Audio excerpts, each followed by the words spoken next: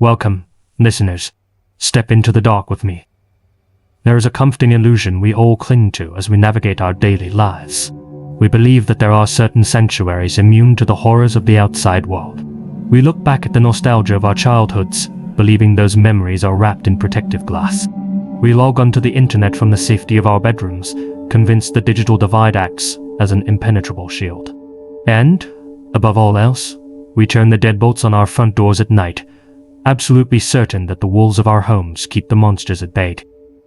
But illusions are fragile things. In today's broadcast, we are going to peel back the layers of that false security. We are going to examine 3 separate nightmares. 3 stories that prove the most terrifying threats don't lurk in the dark alleys or the deep woods. They hide in the glowing screens of our youth. They hunt in the endless scroll of our social media feeds. And sometimes they are already breathing the air inside your locked house. Our first descent takes us back to a simpler time. A time of neon carpets, the heavy scent of ozone and cheap pizza, and the cacophony of synthesized 8-bit music. For those of us who grew up in the 1980s and 90s, video games were the ultimate escape. While some enjoyed the comfort of a hung console, the true pioneers of the era spent their weekends in the dim, glowing caverns of the local arcade. You remember the atmosphere, the heavy clinking of quarters, the hypnotic flashing lights of Pac-Man, Donkey Kong, and Double Dragon. It was an environment of pure, unadulterated joy, a safe haven for the youth. But imagine for a moment that you are standing in one of those dark, carpeted arcades in the mid-1980s. You are staring into the bright, convex glass of a heavy CRT monitor. You approach a rather obscure, seemingly innocent sports cabinet, the 1985 release of Bally Senti Mini Golf. You reach into your pocket, your fingers brushing against cold metal coins. You look up at the screen as it cycles through its standard attract mode. It flashes the vibrant title screen. It shows a quick snippet of pixelated gameplay. It displays the high score leaderboard. And then, without warning, the screen cuts. It doesn't show a high score. It doesn't show a cartoon mascot. Almost like a digital jump scare, the screen abruptly displays a jagged, deeply unsettling, digitized photograph of a real human face. Beneath the haunting, low-resolution eyes of a young boy, a word is plastered in block text, missing. This was not a creepypasta. This was not a piece of modern analog horror. This was a chilling, absolute reality. In the 1980s, the United States was gripped by a terrifying wave of missing children cases. Desperate to find new ways to broadcast the faces of the vanished, authorities and private companies turned to milk cartons and public service announcements. But Senti Technologies, the developers behind Bally Senti Mini Golf, decided to try something entirely unprecedented. They integrated the faces of missing children directly into the code of their arcade machines. The 2 most prominent faces etched into the phosphor glow of the mini-golf cabinets belonged to 2 young boys, Tash, Ann Merriman and Stephen Philip Curtis. Because of the severe technological limitations of 1985, the photographs had to be heavily digitized. The resulting images possessed a deeply disturbing, uncanny valley quality. The faces were comprised of jagged pixels, their features flattened and distorted by the harsh, contrasting colors of the arcade monitor. The sheer, jarring unexpected of seeing a real, missing child's face pop up between rounds of animated mini-golf was enough to burn these phantom images into the developing brains of thousands of children. After all, the vast majority of the people staring into these screens were kids themselves, suddenly confronted with the terrifying reality that children their own age were being snatched away into the dark. For decades, the fates of the faces trapped in the arcade machines remained a lingering, haunting question for those who remembered them. It wasn't until years later, deep within the forums of the website Atari Age, that dedicated internet sleuths began to unravel the mystery.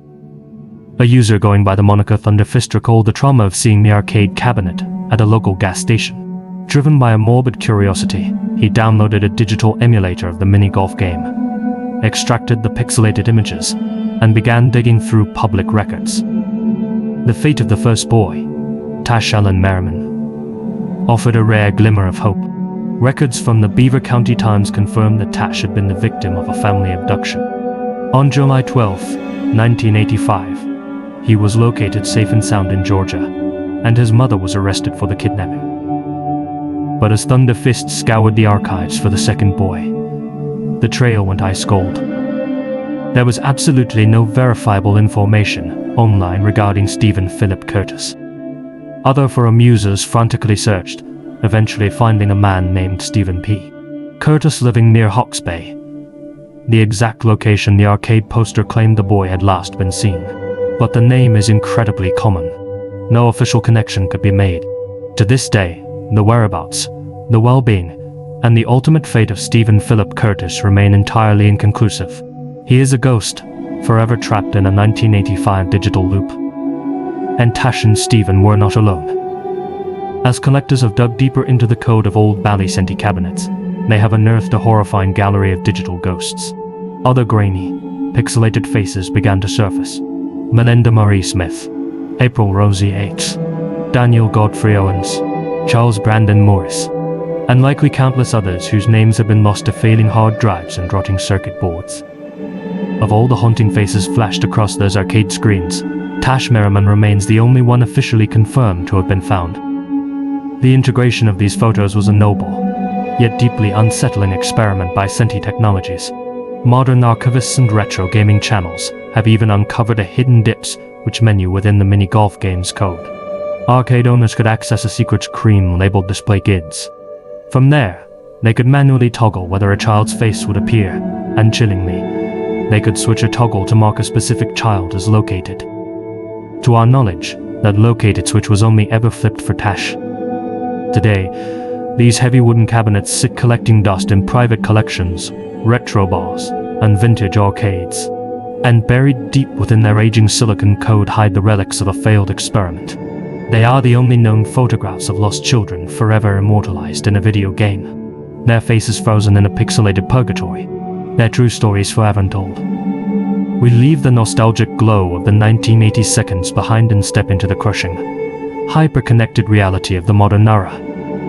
Depending on the lens through which you view it, social media is either the greatest blessing of the 21st century, or its most devastating curse. The majority of us use it to bridge vast distances, to share fleeting moments of joy, or simply to numb our minds and kill a few idle minutes. But the internet is a vast, unregulated wilderness, and not everyone uses it to connect. For the deeply lonely, it is a cold, hollow comfort. For the terminally online, it is a suffocating addiction. And for the most depraved predators among us, it is a target-rich hunting ground. In the span of just a short months in the year 2017, a terrifying epidemic swept through the prefectures and around Tokyo, Japan. 8 young women, ranging in age from 15 to 26, and 1 young man, completely vanished from the face of the earth. They disappeared without a trace, leaving behind panicked families and empty bedrooms. But detectives quickly discovered a singular, chilling thread connecting every single one of the vanished. In the days and hours before they disappeared, they had all been engaged in deep, private conversations with a highly mysterious Twitter account. An account operating under the ominous handle, Hanging Pro. The man behind the keyboard was Takurio Shiraishi. To his neighbors, his acquaintances, and his family, Takurio was the picture of a quiet, docile, and perfectly polite young Japanese man. He bowed at the right times, he spoke with a soft cadence, and he never courted trouble. But the mask he wore in public was a flawless fabrication. Beneath the polite veneer, Takurio was a hollow, empty shell of a human being. He was a creature fundamentally incapable of experiencing empathy. He went through the motions of a normal life. He maintained a small circle of friends. He applied himself at school. He played sports. Yet, nothing in the world truly elicited a spark of interest within him. Nothing, except for one deeply morbid fascination. From an alarmingly young age, Takurio harbored a dark, consuming obsession with ropes. It was not a passing phase. During his childhood, his sister had once unexpectedly opened his bedroom door, only to be met with a horrifying sight. Takurio and a young friend were deeply engaged in the choking game. They had fashioned makeshift nooses and wrapped them tightly around each other's necks, violently tugging until their faces turned a bruised, suffocating shade of blue. It was a sick thrill that he nurtured and carried with him into the dark corridors of adulthood. After graduating from high school as a remarkably average student, Takurio chose to abandon further education. Instead, he packed his bags and vanished into the neon-drenched labyrinth of Tokyo. He gravitated toward Shinmocha's Kabukicho district, a seedy, pulsating entertainment hub notorious for its heavy red light, activity and illicit shadows. He found employment as a scout. The job description was simple, yet predatory. Stand on the crowded streets, single out the most attractive, vulnerable young women passing by Div, and use immense charm to manipulate them into the underground world of escorting. It was a role that demanded supreme confidence and social grace.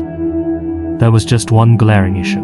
Takurio was absolutely terrified of women. The mere physical presence of a woman caused him to sweat profusely.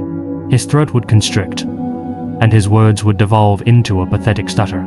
Unable to approach women face to face on the neon streets, Takurio adapted. He found a digital workaround. He retreated into the shadows and began scouring social media platforms. He specifically targeted beautiful, unemployed, and financially desperate women, flooding their inboxes with promises of vast wealth if they transitioned into night work. Behind the safety of a screen, his stutter vanished. His manipulation was flawless. The digital strategy proved horrifyingly effective. Yet, even among the hardened, morally bankrupt scouts operating in Kabukicho, Takurio earned a disturbing reputation. They didn't call him by his name. They dubbed him the creepy scout. It wasn't just his awkward demeanor that earned him the title. It was his eyes. Those who had the misfortune of speaking with him face to face noted something deeply wrong with his gaze. Whenever you looked directly into Takurio's eyes, there was nothing looking back. It was a vacant, lifeless, bottomless stare, a void where a human soul should have been. And the Kabukicho underground soon learned that his dead eyes were the least of his terrifying traits. Whispers began to circulate. Leaked chat histories confirmed that Takurio wasn't just targeting desperate adults. He was actively attempting to lure vulnerable, underage high school girls into the escort industry. The community turned on him. Anonymous users began plastering his photograph across Japanese message boards, accompanied by a stark warning. Watch out for this guy. The digital vigilante campaign eventually caught the eye of the authorities.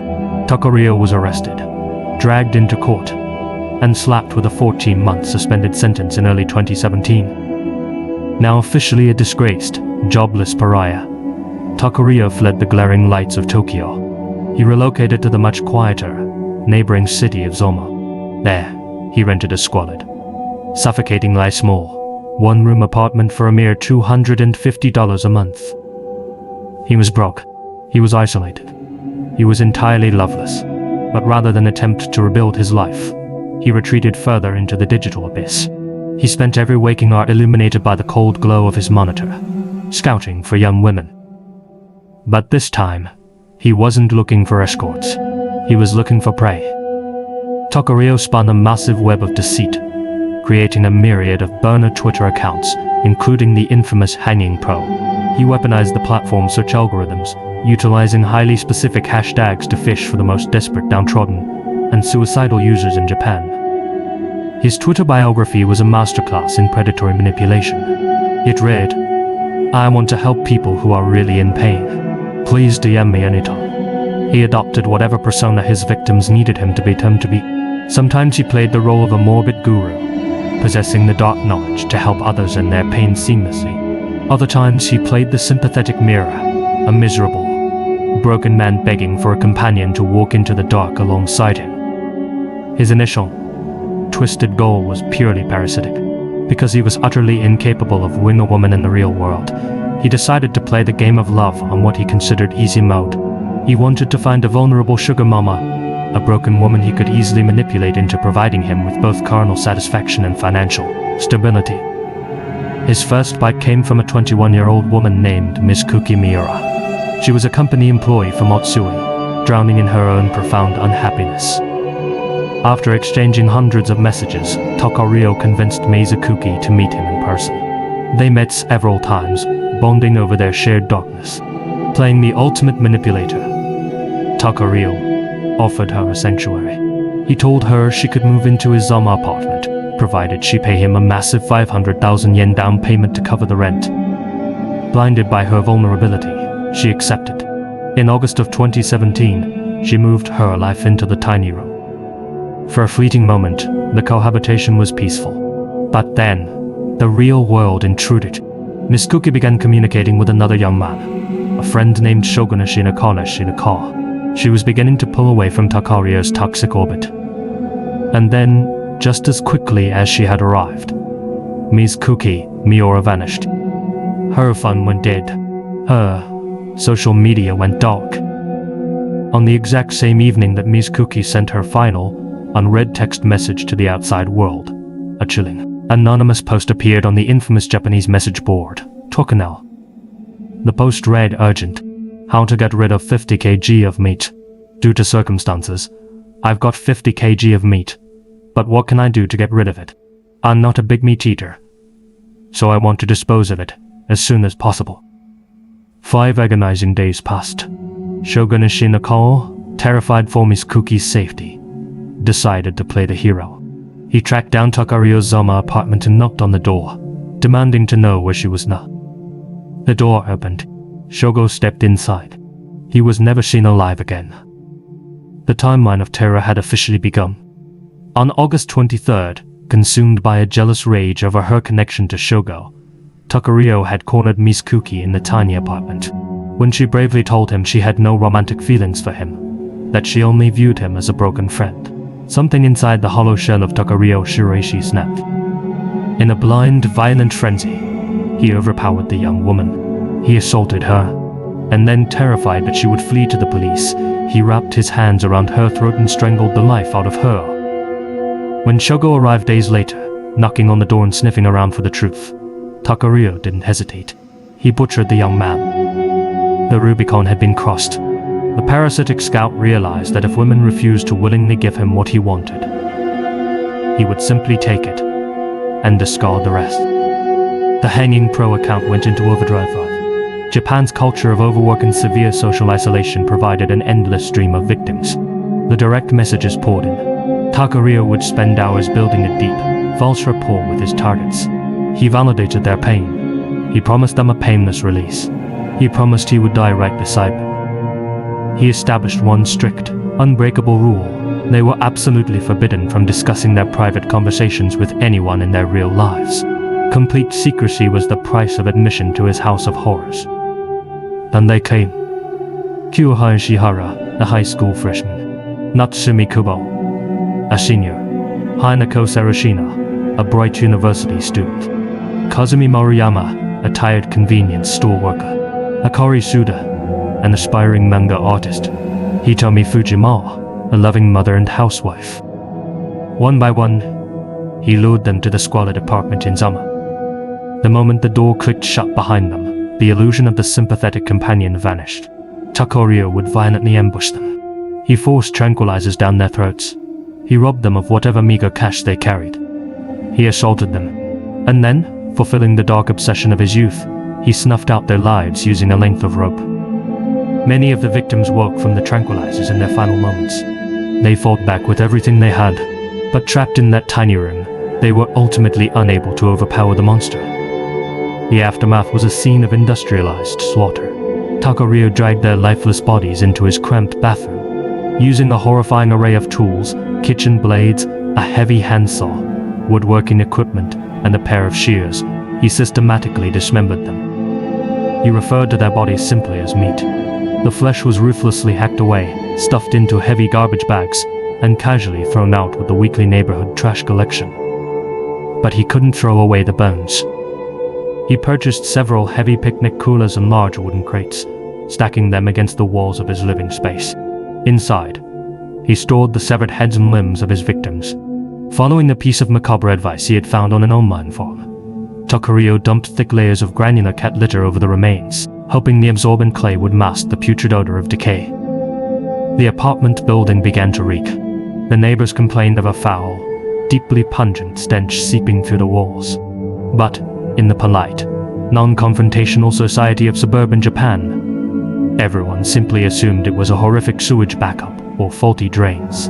No one imagined the smell of death was wafting from under Takario's door.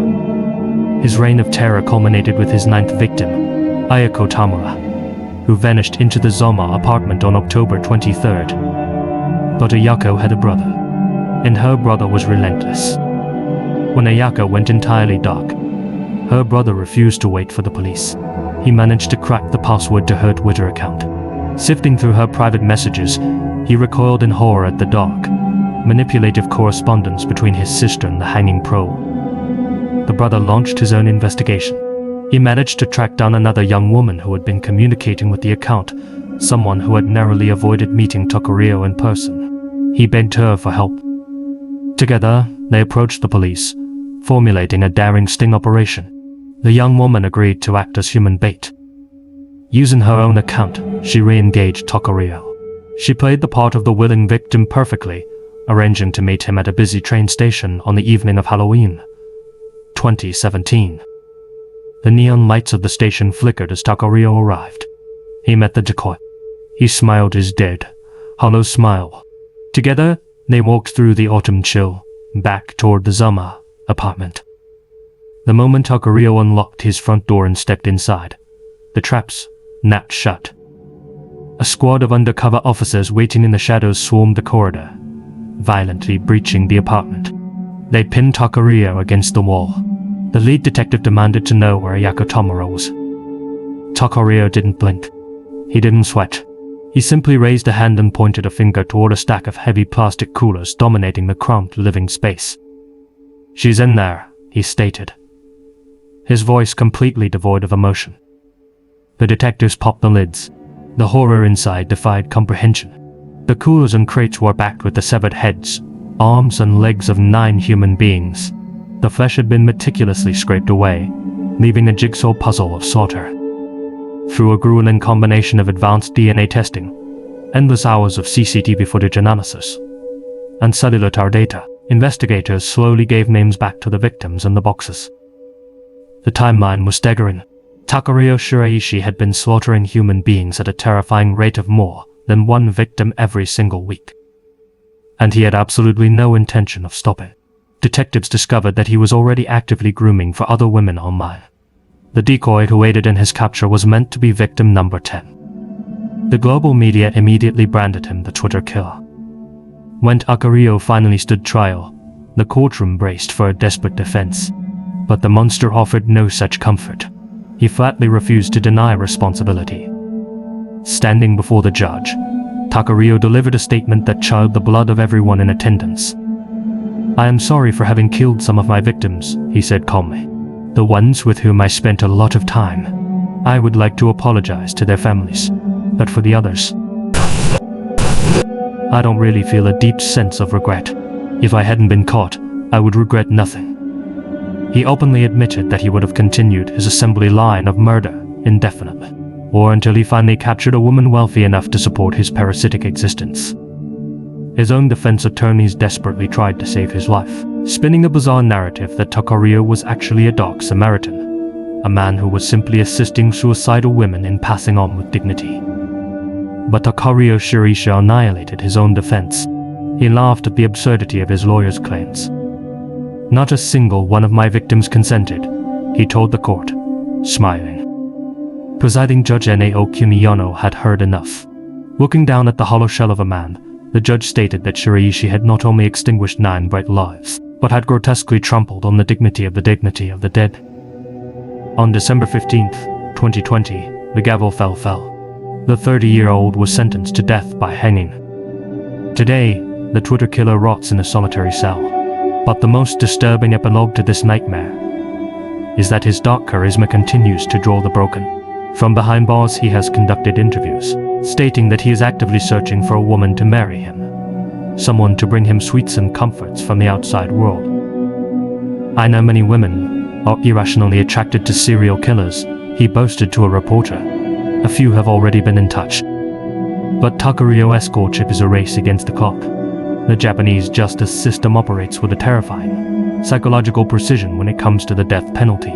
The execution date is a tightly guarded state secret. It is withheld from the public, from the legal team, and most importantly, from the condemned themselves. Every single morning, Takurio Shiraishi wakes up in his concrete box, listening to the heavy boots of the guards echoing down the corridor. Every single morning, he must ask himself if today is the day the heavy steel door opens, and he is dragged to the gallows. And when that day finally arrives, the man obsessed with the choking game will find his ultimate, terrifying release, fittingly, at the end of a rope. For our final tale, we must examine the ultimate violation of sanctuary. If you spend enough time delving into the darker corners of the internet, you will inevitably stumble across a highly specific, deeply unsettling term: frogging. For the uninitiated, the official definition of frogging is the act of secretly, silently living inside another person's home without their knowledge, and without their permission. It is a concept that serves as the backbone for countless urban legends and viral horror stories. The idea that someone is watching you sleep from inside your own closet. But here is the terrifying truth: frogging is not an urban myth. There are hundreds of documented, verifiable police reports detailing the arrests of unwanted, unseen visitors. People who have carved out existence inside the pitch-black attics, the cramped wall voids, and the dusty crawl spaces of occupied homes. The term frogging is derived from the predator's modus operandi. They hop from lily pad to lily pad, from house to house to house. Some are destitute, desperately seeking shelter from the elements. Others are driven by a deeply sick, voyeuristic thrill. Typically, a frog is a coward. They operate in the absolute margins, avoiding direct confrontation at all costs. They exist like ghosts, emerging only when the house is empty or asleep, stealing scraps of food from the fridge, taking sips of milk, using the shower, and gorging on the ultimate prize: the homeowner's total lack of privacy. But not all frogs are content to remain in the shadows. Sometimes the isolation rots their minds. Sometimes the ghost in the walls decides it wants to step out into the light. The year was 2019. James and Brittany Campbell were a young, vibrant couple. They were military newlyweds, recently stationed on the lush, tropical island of Oahu, Hawaii. With strict orders keeping them on the island for the next 2 years, the Campbells sought out a permanent sanctuary. They found a beautiful, modest, two-story home tucked away on a quiet, incredibly safe cul-de-sac in Honolulu. It was the perfect place to raise their 2 young sons in peace. A paradise quickly began to curdle. Just months after moving in, the Campbells walked into their attached garage and stopped dead in their tracks. The space had been completely violated. Someone had snuck inside, methodically opened every single one of their sealed storage boxes, and meticulously arranged the contents into strange, highly specific, almost ritualistic piles across the concrete floor. Panic set in. They assumed they had been targeted by a burglar. But as James frantically took inventory, a deeply unsettling realization washed over him. Not a single item of value was missing. The electronics, the tools, the keepsakes, they were all accounted for, just reorganized by an unseen hand. They scoured the rest of the 2-story house, but found absolutely nothing out of place. Shaken, but lacking evidence of a crime, the Campbells rationalized the event. They convinced themselves it was just a group of local teenagers messing around, a bizarre prank. They tried to scrub the memory from their minds. But you cannot logic away a gut feeling, and Brittany Campbell's gut was screaming that something was fundamentally wrong with the house. In the weeks leading up to September, Britton's sleep became a battleground. Night after night she was violently jolted awake in the pitch black. She swore she could hear the distinct, heavy thud of doors slamming shut on the floor below. She heard the agonizing creak of weight shifting on the floorboards. She heard the unmistakable sound of cardboard boxes being slowly, deliberately rummaged through. Every time her heart hammered against her ribs, she would force herself out of bed, creeping down the stairs to investigate the source of the nightmare. And every single time, she found nothing. The house was dead quiet. The locks were engaged. The phantom noises happened with such terrifying frequency that Brittany existed in a state of perpetual, exhausted paranoia. She felt like she was losing her grip on reality. She confided in James. At first, the pragmatic military man gently suggested that the stress of the move and the unfamiliar sounds of a new house were playing tricks on her mind. But as James reflected on the past few months, his own blood ran cold. The bizarre anomalies hadn't just happened at night. He remembered coming home to find the heavy front door mysteriously, inexplicably unlocked. He remembered finding his personal effects, his keys, his wallet, moved to different countertops. And then there was the laptop. On more than one occasion, James had walked into the living room to find the small, green LED light next to the computer's webcam glowing brightly, staring out into the room. Nobody had touched the machine in hours. But the most terrifying incident was a memory James had buried out of pure self-preservation. He had been home alone one sunny afternoon, losing himself in the music as he played the living room piano. Suddenly, the hairs on the back of his neck stood at attention. A primal wave of dread washed over him. He stopped playing. He slowly turned his head toward the window. Standing on the other side of the glass, perfectly still, was the dark silhouette of a man. The figure's face was completely obscured by a thin, sheer curtain, but James could feel the weight of the man's stare boring into him. The moment James moved, the figure sprinted away, vanishing into the Hawaiian foliage. At the time, James had forcefully convinced himself it was just an eccentric neighbor, drawn to the music. But combining the silhouette, the webcam, the unlocked doors, and Britain's nocturnal terrors, the Campbells realized they were living in a haunted house, not haunted by spirits, but by something flesh and blood. Desperate for an escape, clinging to their sanity, the Campbells booked a week-long vacation to the US mainland in mid-September. They needed a breather that didn't feel heavy with unseen eyes. They thought the distance would cure their paranoia. On September 20th, the Campbells returned to Honolulu. They pulled their car into the driveway of the cul-de-sac. The afternoon sun was shining, but as James put the car in park, his eyes locked onto a terrifying anomaly. Sitting right in the middle of their manicured front yard was his bicycle. James was meticulous. He knew with absolute, unshakable certainty that he had locked that bicycle inside the heavy garage before they boarded their flight. A cold sweat broke across his forehead. He turned to Brittany and told her to lock the car doors and keep the boys inside. He was going to investigate. James walked up the concrete path to his front door. He reached out, grabbed the handle, and turned. The handle gave way, but as he pushed the heavy wooden door inward, it didn't swing open. It pushed back. James shoved harder. On the other side of the wood, he could feel the terrifying, undeniable weight of a human being planting their feet, violently pulling the door shut against him.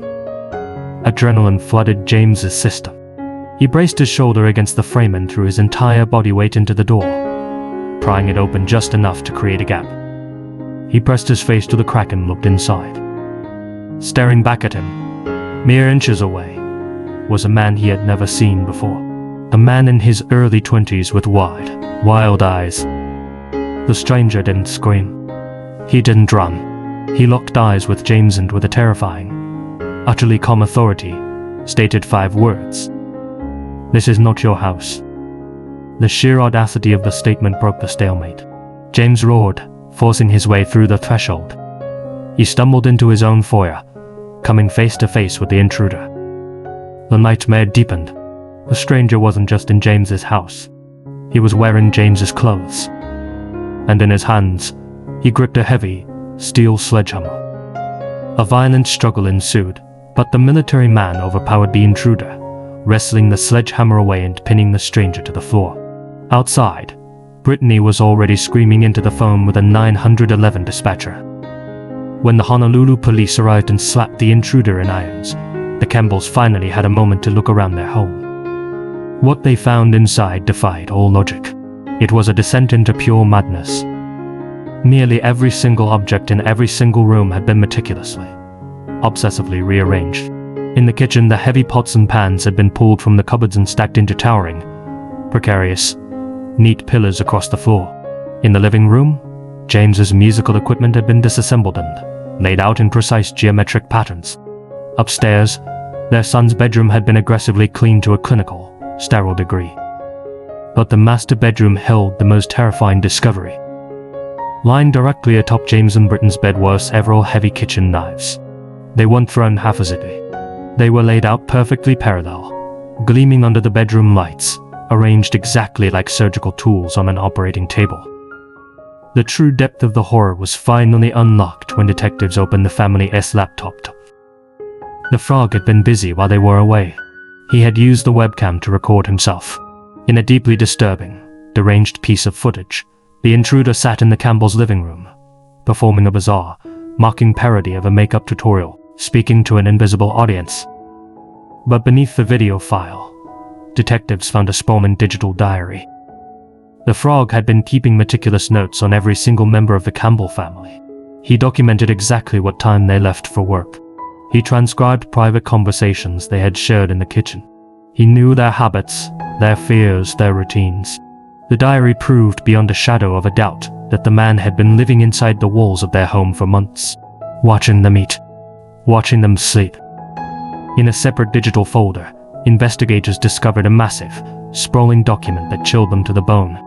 It was a manifesto titled The Omnivore Trials, a rehabilitation of rat-like people.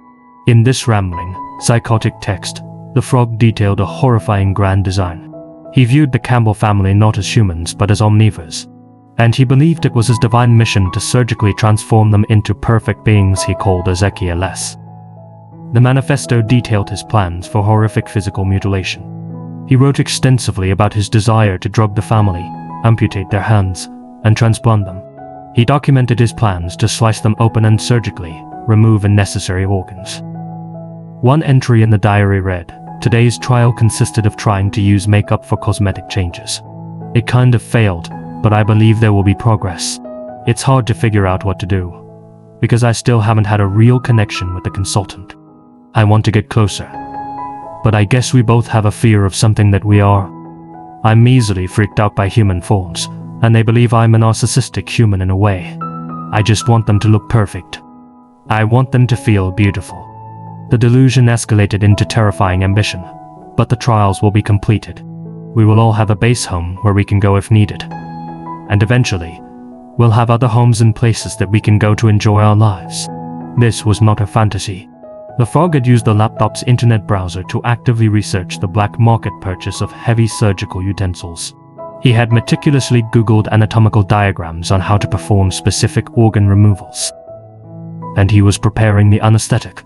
Detectives found large vials of unknown pills gathered in the living room, stockpiled to heavily sedate James, Brittany, and their children in preparation for the brutal transformations. On James's wall calendar, scribbled over the dates of their vacation, the frog had left a final, terrifying instruction for himself. "Your rehabilitation starts today. Do as I did. Choose a house. Clean it.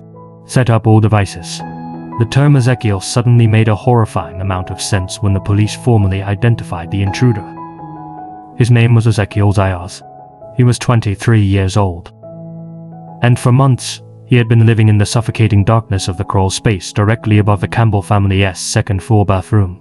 He had listened to them shower. He had watched them through the cracks in the ceiling. "You wanted to play doctor on us," Brittany later recounted, trembling as she spoke to reporters. "He wrote about how he could make us into perfect people." The reality of the timeline is the most terrifying aspect of the entire ordeal. Had the Campbell family not surrendered to their paranoia and booked that week-long vacation to the mainland, they would have been asleep in their beds when Ezekiel finally decided the omnivore trials were ready to begin.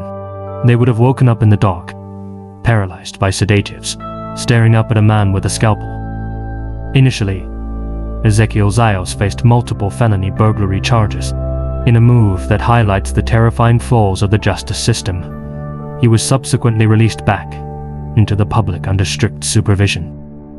But a predator cannot suppress his nature. In 2020, Ezekiel was taken into custody once again, this time for violently vandalizing a local Buddhist temple. He was thrown into a holding facility. It was behind bars that Ezekiel finally proved exactly how dangerous the omnivore trials would have been. While incarcerated, Ezekiel was placed in a cell with a 62-year-old inmate named France Grace. In a completely unprovoked, horrific explosion of violence, Ezekiel attacked the older man. He brutally beat and stomped on France Grace's head. The prison guards, hampered by faulty mechanical locks on the heavy cell door, were entirely unable to intervene in time. They watched through the bars as Ezekiel slaughtered his cellmate. Ezekiel ultimately pled guilty to a lesser charge of manslaughter for the prison killing. He was sentenced to a total of 40 years in a concrete cage. Understandably, the Campbell family could not spend another night in Hawaii. The tropical paradise had been permanently tainted by the monster in the sea. They packed their lives into boxes, abandoned the island, and relocated to a new home on the safety of the mainland. But trauma is a ghost that follows you. As they lock their new doors at night and listen to the house settle in the dark, you have to wonder if they will ever truly feel at home again. Because once you know the monsters are real, every creaking floorboard is a footstep, every shadow is a silhouette, and every locked door is just a suggestion. Sleep well, listeners, and maybe, before you turn off the light, check the crawl space. Borders are invisible lines. To most of us, they represent the beginning of a vacation, a new chapter, or a journey home. But to a very specific, very desperate kind of person, a border represents something else entirely. It represents salvation, escape, the momentary illusion that the sins of the past cannot follow them into the future. Every single day, criminals slip across these invisible lines, fleeing the reach of local justice. When they do, a silent, invisible net is cast over the globe. Enter Interpol. The International Criminal Police Organization isn't what Hollywood portrays. They don't kick down doors in tactical gear. Their agents aren't sprinting through international airport terminals with drawn weapons. Instead, Interpol is the world's ultimate nerve center. It connects the law enforcement databases of 194 nations. It bridges the gap between the sprawling intelligence of the FBI, the coordinated reach of Europol, and the quietest, most isolated police outposts on the African continent. Interpol's true weapon is information. They watch, they share, they wait. They communicate through a rigid, color-coded language of pursuit. A blue notice quietly tracks a suspect whose location is a mystery. A yellow notice is a desperate beacon for the missing, especially children. A black notice catalogs the unidentified dead. Green warns the world of habitual predators. Silver chokes off illicit wealth. Freezing assets across oceans. Orange sounds the alarm for imminent, terrifying threats. Purple dissects the intricate methods of the criminal underworld. But there's one notice that supersedes them all. The apex of international manhunts. The red notice. A red notice is the ultimate global wanted poster. It is a blaring siren demanding that every allied police force on Earth find, detain, and extradite the fugitive pictured. Right now, there are over 6,500 red notices actively haunting the globe. They feature the faces of family and utter abyss, cult leaders, cartel lords, and human traffickers. These are the worst of the worst, and today we are going to look into the hollow eyes of 4 of them. The warlord of Honduras. Our first subject trains over the Western Hemisphere. A man so ruthlessly effective, he has walked parts of Honduras into a sovereign, blood-sucked corporation. His birth name is Yulan Archogakar Ayers. But, in the sweltering prison yards and bullet-popped streets of Central America, they call him El Porky. It is a deceptively soft nickname for a man who sits at the pinnacle of Mara Salvatrucha, better known as Ms. 13. To comprehend the terror of El Porky, you must understand the beast he commands. Ms. 13 was born in the neon-lit grit of 1982's Los Angeles, a street gang of displaced youth. Today, it is an international leviathan. In Central America, it operates as a parallel government. They don't just sell narcotics and weapons on a staggering, industrial scale. They collect taxes. They enforce borders. They dispense swift, brutal justice to anyone who refuses to bow. For a starving child in a broken nation, Ms. 13 offers the ultimate dog seduction. Food, brotherhood, and terrifying power. This was the trap that caught a young Yulan. In the 1992s, he was a nameless street urchin haunting San Pedro Sula. He spent his daylight hours lifting watches, and his nights inhaling the toxic fumes of paint thinner to numb the hunger. He fully expected to die in a gutter.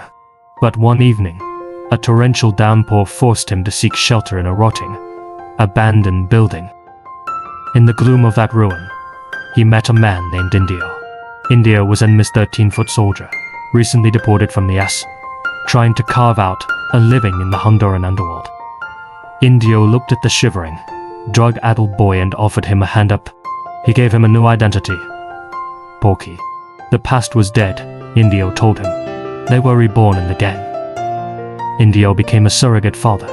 He worked at a local gun shop, spending long, humid nights teaching the boy how to strip clean and repair every firearm imaginable. He also taught Porky about the blood feud. Miss 13 was locked in an existential war with Barrio 18, a rival faction that wanted them eradicated. In 1997, the war came home. India was standing on a ladder, simply changing a light bulb, when Barrio 18 hitmen opened fire. He was butchered in the street. For Porky, the grief mutated instantly into pure, cold rage. He formally pledged his life to Miss 13. The street rat was dead. The kingpin was waking up.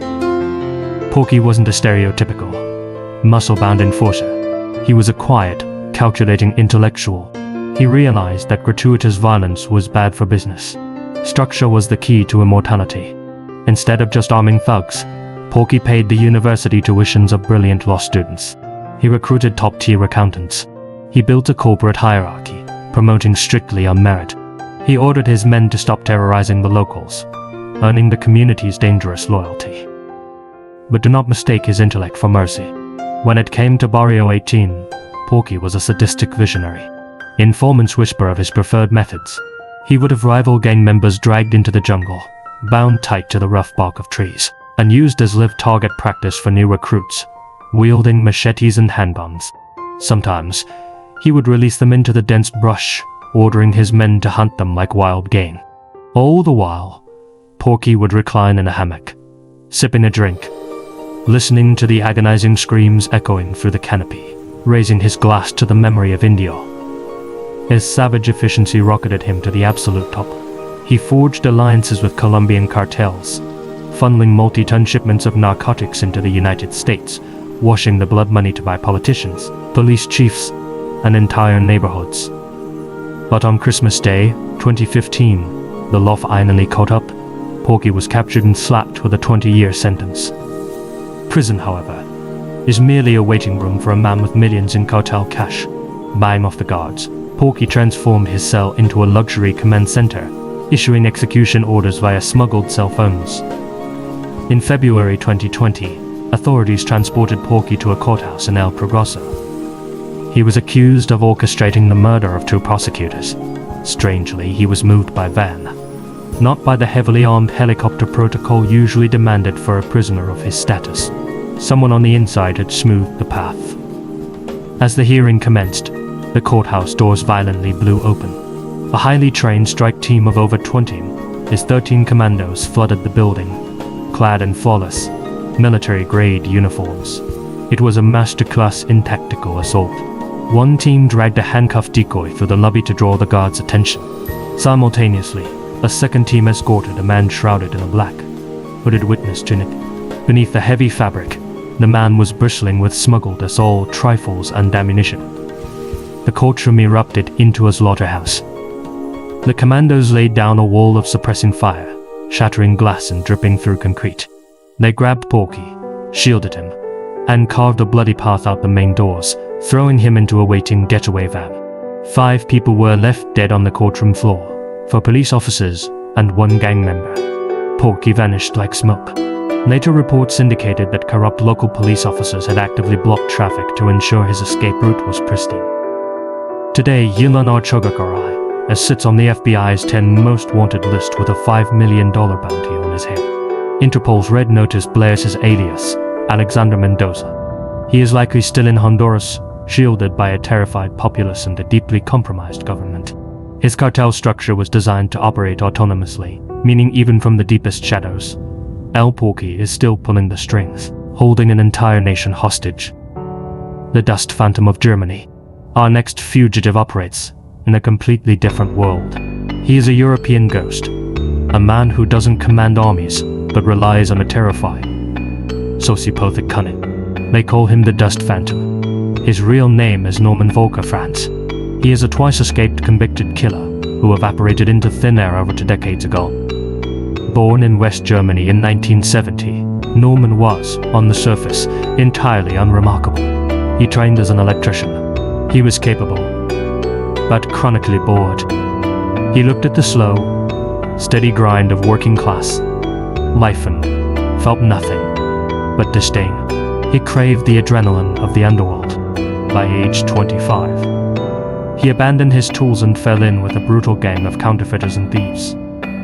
It was a fatal decision.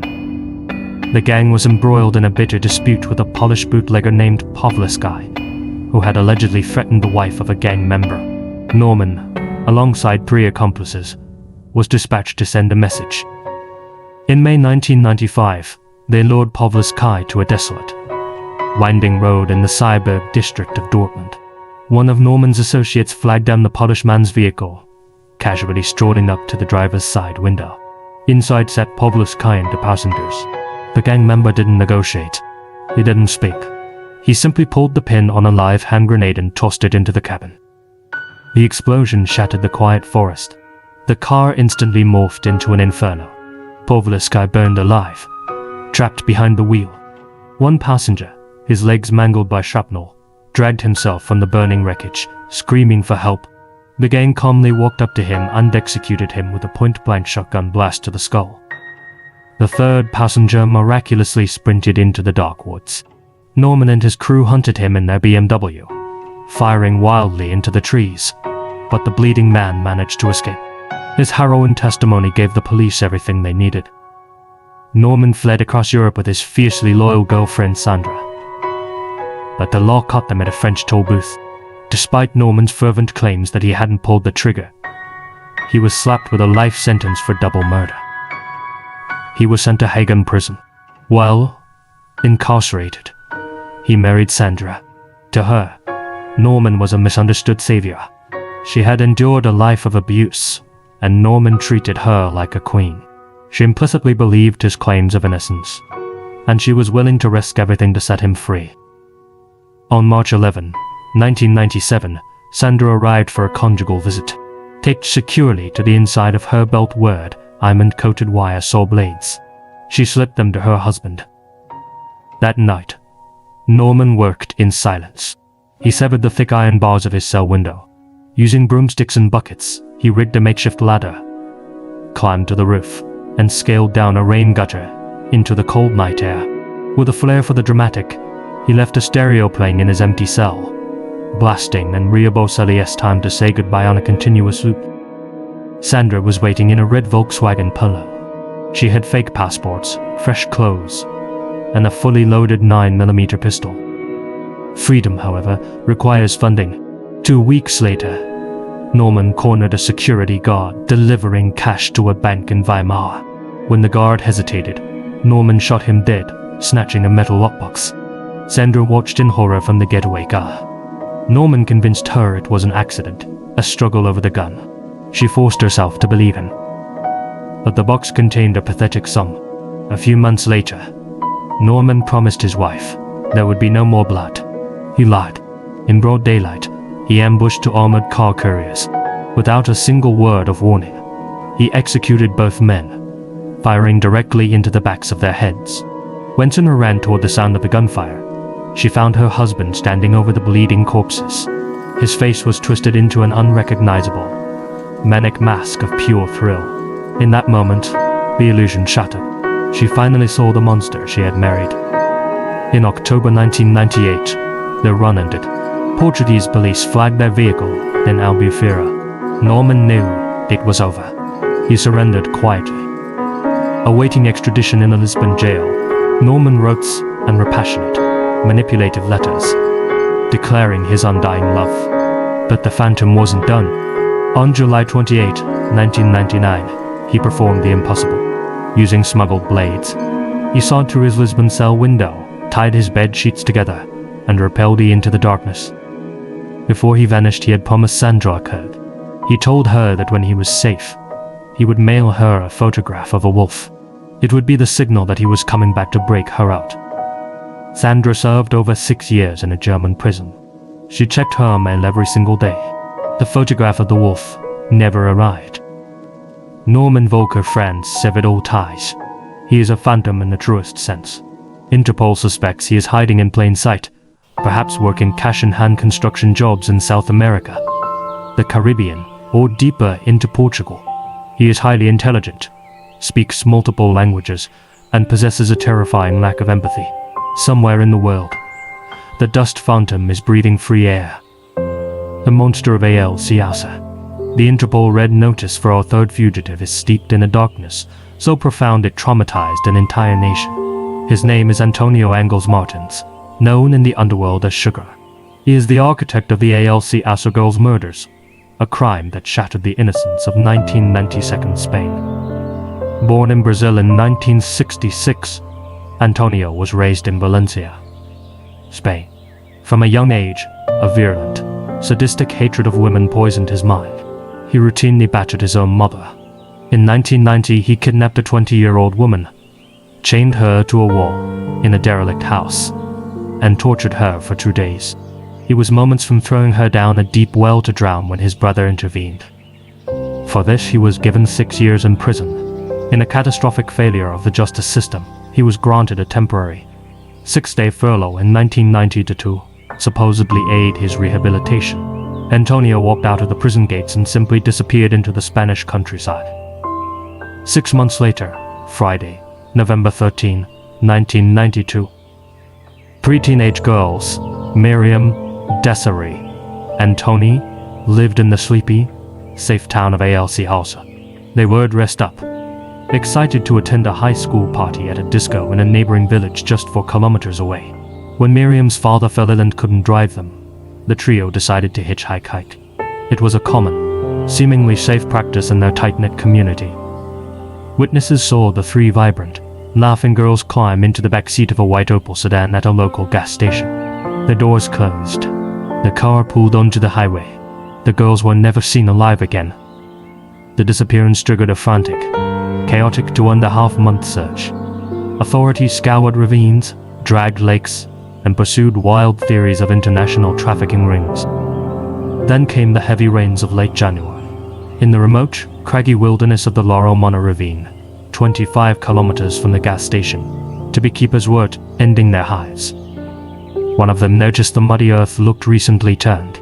Sticking out of the wet dirt was a glint of metal. He knelt down, brushing away the mud to reveal a child's Mickey Mouse watch. His stomach plummeted when he realized the watch was still strapped to a pale, decomposing human wrist. The scene was excavated. Wrapped in a massive carpet, buried one on top of the other, were the mutilated remains of Miriam, Desiree, and Tony. The sheer brutality inflicted upon them before their deaths is too vile to detail fully, but the physical evidence painted a picture of absolute, unhurried torture. The crime scene was littered with clues: a 9mm shell casing, a discarded glove, and, crucially, a torn medical slip bearing the name of Enrique Angles, Antonio's intellectually disabled brother. The police knew instantly that Antonio frequently used his brother's identity. When the civil guard raided the Angles family home, they found Miguel Ricard, the owner of the white sedan, but, as they arrested Miguel, Antonio hurled himself out of a back window, sprinting into the hills with a handful of stolen ids. Miguel's confession outlined a descent into hell. He claimed Antonio held the girls at gunpoint, pistol whipping them into submission. They drove to a remote, abandoned stone hut. Throughout the freezing night, Antonio subjected the terrified teenagers to a prolonged nightmare of assault and psychological torture, allegedly forcing Miguel to participate under threat of death. The following afternoon, Antonio marched the broken girls to a pre-dug pit and executed them. While Miguel was locked away, Antonio became a ghost. He hijacked a car, abandoned it, and slipped over the border into Portugal. Witnesses in Lisbon spotted him, recognizing his distinct tattoos, a reaper holding a scythe, and the tragically ironic words "Mothers loves love." Interpol believes he managed to stow away in the dark, rat-infested hold of a cargo ship, the city of Plymouth, bound for Ireland. The crew actually discovered him, locking him inside a small cabin.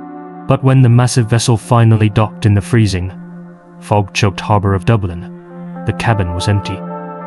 A life preserver was found bobbing in the icy black water. A dockworker claimed he saw a shadow slip down the mooring lines and vanish into the industrial maze of the port just moments before the Irish police boarded the ship. Did Antonio Angles plunge into the freezing Atlantic and drown? Or did he swim to shore, dry off, and vanish into the crowds of a new continent? The Spanish authorities are offering a €1 million reward to anyone who can answer that question. But time is running out. In 2029, the statute of limitations will expire. If Antonio is still breathing, he will soon be a free man in the eyes of the law. The Black Widow of Brazil. For our final case, we turn to a predator who didn't use dark alleys or rusty firearms to claim her victims. She used wedding rings, life insurance policies, and a terrifyingly deceptive smile. Eloisa Borbogon Calves is known across South America as Avaí Negra, the Black Widow.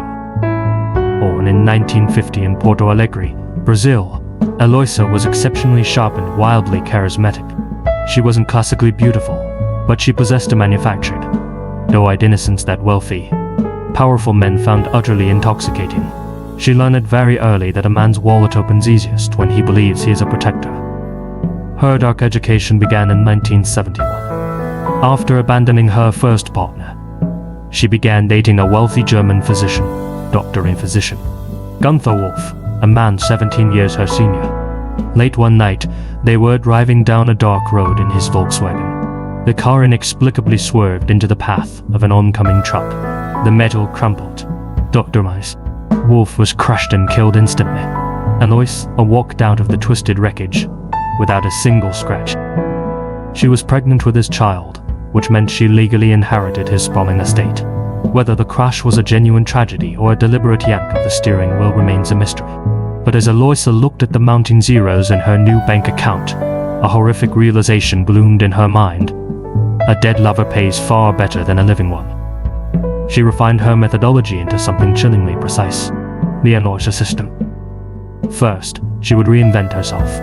She would haunt upscale hotel lounges, polo clubs, and even Catholic Mass, playing the role of the refined, lonely backletter. She would lock eyes with an aging, affluent target. She would romance him, flatter him, and eventually drag him down the aisle.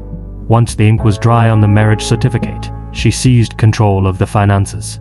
She initiated massive life insurance policies, altered wills, and transferred property deeds.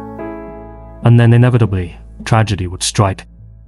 In 1983, her new husband, an insurance broker, was pulled over by a mysterious vehicle in Rio de Janeiro. Before he could speak, he was shot twice in the chest. Elisa inherited 3 luxury apartments and a mountain of cash, which she immediately spent on high-end designer fashion. Her audacity grew to terrifying proportions. In the late 80s, she was illegally married to 2 men simultaneously, a military policeman and a wealthy colonel named Jorge Ribeiro. She balanced the 2 lives masterfully, taking a third lover, a Syrian millionaire named Nicolas Saud. On the side, she eventually divorced the policeman and married the millionaire. In December 1991, the millionaire was found dead on his floor. The coroner wrote heart failure, despite noting a violently broken arm. The police looked away. Eloisa walked away with $5.5 million. Months later, sensing that Colonel Ribeiro was growing suspicious and contemplating divorce, she didn't wait for an accident. She hired a hitman. The assassin breached the colonel's Copacabana office, bound him with nylon cord, and repeatedly drove a heavy sledgehammer into his skull. Eloisa was reportedly standing right there in the room, watching the life leave his body. Next was G.I.H. Mura, an elderly businessman. They married. Months later, his car was ambushed at a red light. Both he and his passenger were slaughtered in a hail of bullets. Elisa, playing the weeping widow, inherited his vast fortune. She had amassed tens of millions of dollars. The local police were either criminally incompetent or handsomely bribed. But G.I.H.'s son, Eli Murad, refused to let it go. He hired private investigators. They peeled back the layers of Eloisa's life, uncovering the staggering graveyard of her fallen lovers. Eli gathered his explosive dossier and drove toward the police station. He never made it. Hitman boxed in his vehicle on a busy highway. They executed his bodyguard in the passenger seat. As Eli scrambled to unbuckle his seatbelt, a bullet tore through the back of his skull. But Eloisa made a rare mistake. Eli survived. After weeks clinging to life in an intensive care unit, Eli handed his blood-stained evidence to the authorities. The walls finally closed in. Eloisa was indicted for fraud, bigamy, and multiple counts of aggravated homicide. But with her vast, blood-soaked wealth, She didn't sit in a cell. She bought time. She delayed hearings. And when the courts finally moved to sentence her to decades behind bars, they found an empty chair. The Black Widow had vanished.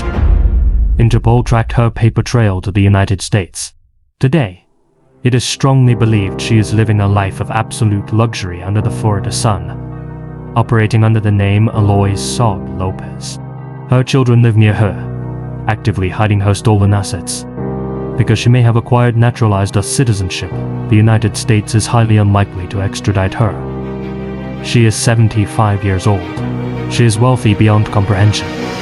And she is completely free. These are the faces that stare back from the global wanted lists. They are proof that while borders may slow down the innocent, they often serve as shields for the guilty. If you enjoyed tonight's descent into the files of Interpol, let me know if you want me to pull more read notices from the archives for a part 2. Before we fade to black, I want to extend my deepest gratitude to my patrons and channel supporters. To Holly Lawrence, Gina Valera, Cole in Moans E. M.A. Cononothian, Hamish, Alana Pons, Azrael Warwickar, Peter Logdridge, T.N. Esmo, Asia Mina, George Lopez, Farewell Tattoos, Jackson Villioque, Misty Blue, Lone Eye, Adolf Stein, Truesdale, John Stuart Miller, Tom Fold, Redacted, Pluto, and Hamish K. Thank you for walking into the dark with me. Until next time. Lock your doors, watch your digital footprint, and trust no one.